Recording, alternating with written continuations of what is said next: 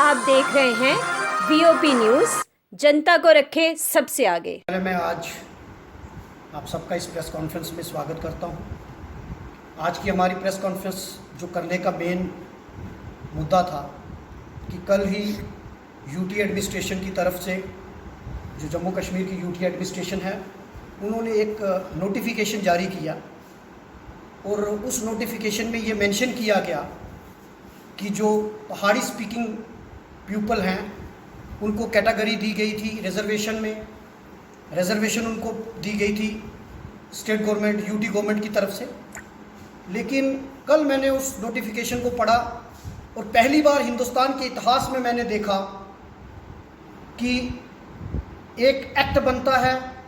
4 महीने पहले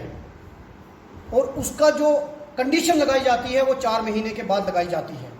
जैसा कि आप सब जानते हैं कि पहाड़ियों को रिजर्वेशन मिली 50 साल की जद्दोजहद के बाद। 4% जो रिजर्वेशन थी वो हमारी यूटी एडमिनिस्ट्रेशन ने,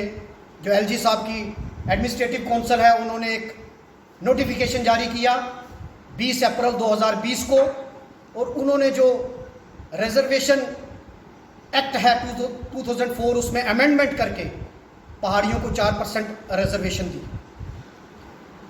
उसी में उन्होंने रोस्टर को चेंज किया और रीऑर्गेनाइज किया और अलग अलग, जैसे आरबीए पहले 20% थी, फिर 10%, इस तरीके से डिफरेंट कैटेगरीज को रिजर्वेशन दी और पहाड़ियों को 4% वहां रिजर्वेशन दी गई।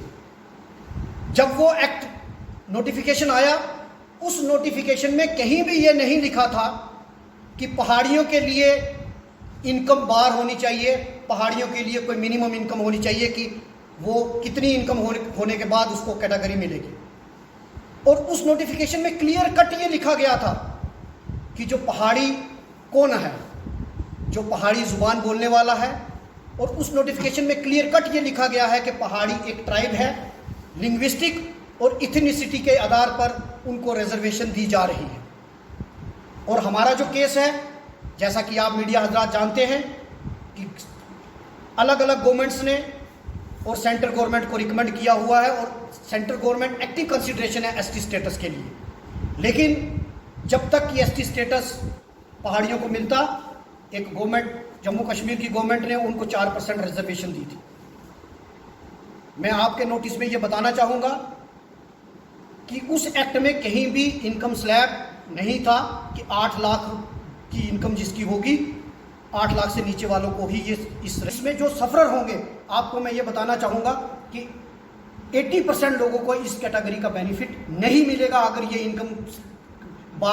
बार उन्होंने लगाया, 80% लोग जो हैं उनको इस रिजर्वेशन का बेनिफिट नहीं मिलेगा। इसलिए मैं ये बात कहूँगा और मैं बीजेपी के जो लीडर हैं, क्योंकि सेंटर में उनकी सरकार है, और उनसे मैं कहूँगा और उनसे मैं ये बात कहूँगा कि आपकी सेंटर में सरकार है और जो एलजी हैं वो भी होम मिनिस्ट्री के अंडर आते हैं। रविंद्र रैना जी से, विबोध गुप्ता जी से, कुलदीप राज गुप्ता जी से, या बाकी जितने भी दीगर हजरात हैं, क्योंकि वो भी पहाड़ी कम्युनिटी से तल्लक रखते हैं, उनको भी इस मुद्दे को रेज करना चाहिए केंद्र सरकार के सामने और उनको बताना चाहिए कि ये जो एक्ट है, ये जो नोटिफिकेशन आया, ये इलीगल नोटिफिकेशन है, इसके खिलाफ आवाज़ उठानी चाहिए। और मैं आज इस प्रेस कॉन्फ्रेंस के माध्यम से एक बार फिर अपने पहाड़ी कम्युनिटी के लोगों से अपील करता हूं कि वो इस मुद्दे पर इकट्ठे हो जाएं। अभी हम आज प्रेस कॉन्फ्रेंस की है, इसके बाद हम एलजी साहब को मिलकर मेमोरेंडम भी देंगे और आने वाले दिनों में अगर उस क्लास को वापस नहीं लिया गया तो हम सारे लोग जो हैं इस पे एहतजाज भी करेंगे, प्रोटेस्ट भी करेंगे। मैं आपसे भी रिक्वेस्ट करूंगा कि इस इश्यूज़ को आप ज़्यादा से ज़्यादा इस इश्यूज़ को टेकअप करके लोगों तक इस इश्यूज़ को